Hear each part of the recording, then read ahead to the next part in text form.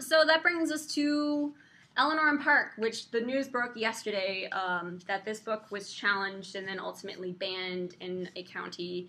And I got a hold of the actual report that the parents filed with like the school and library board. Warning: this document contains extreme profanity and adult subject matter. Eleanor and Park was banned because of bad language. Now, I love bad words. I love them. I love saying bad words. You know why? Because bad words in my mind are the pepper. They're the spice of language. And you know what? You don't like spicy food? That's fine. Don't order the spicy food. But just because you don't like spicy food doesn't mean you can go around and steal everybody's sriracha bottles from anybody else in the restaurant just because you can't tolerate it, okay? Because I love spicy food, and many of the other people in the restaurant like spicy food. I like spicy food. But just because it offends you, that's fine. It's your right to be offended. But don't take my sriracha away. The end. End scene. End scene. But seriously. I think that what makes me very, very, very angry is it's not your right to tell me. It's one thing if a teacher was saying, this is required reading, your child must read this book. But this was a book that was just on a list of summer reading.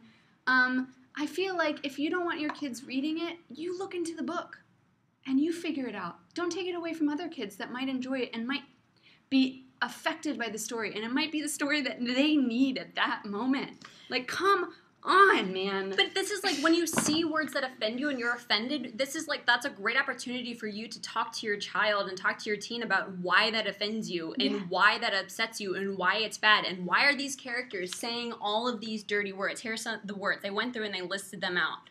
Ooh. So why they want to know, like, why, just talk about it. I think in the words of stories are supposed to bring discussion and everything. Like the Scarlet Letter. It's not saying like go out and right. It's like, look at all these horrible things and what she's had to go through because of decisions she's made in her life. In the words of Jim Carrey from the 90s, if we all just take a moment to talk to our children, everything will be okay. And that's like really what the issue here is. The issue here isn't that these things are bad for you, because seriously, they're books. They're not bad for you.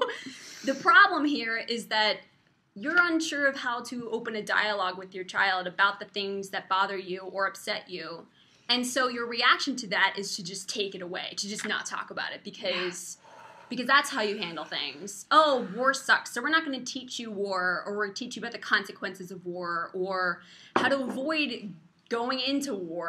We're just going to, it never happened. Like, it never happened. It's a really upsetting and scary trend. And also, in this document, their reasons for also their backup was saying that if this was made into a TV show... this is so ridiculous. If this was made into a TV show, it wouldn't be allowed on TV, or it'd be rated R or on HBO. Because of those bad words. If it was in the movie, it'd be rated R.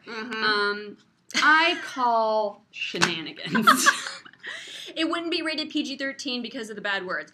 Let's take a look at some of the other PG-13 movies that are out there that are suitable for 13-year-olds. I mean, The Dark Knight Rises, that was PG-13. The Avengers, The Hunger Games. Children killing children. Yes, people blowing up things.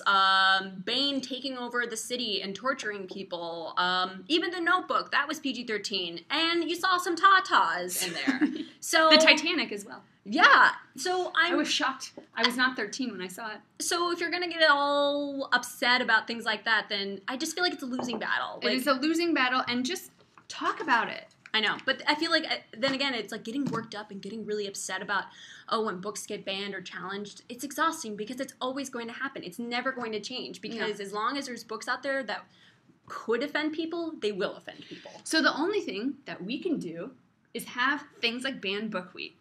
Correct. Bing! And we can bring awareness, and we can help, like, just educate people on... I think there's people out there that probably aren't even aware that books are still being banned. Books like Eleanor and Park. Just came out. Language. They completely glossed over the whole message of this book of, like, love and finding yourself and, like, all the... there's just so many wonderful things about this book, and they chose to focus on dirty words that the main characters don't even say. It's always like the antagonists are the ones that are saying all the bad language, as if words could be bad. Oh man, I just like read a banned book, please. Follow us. Follow bandbookweek.com and find out a list of books that you can support. They're very important stories. And don't shut out a story for things that other people are offended about. That's the message. That's the moral of today's story. The more you know, NBC logo.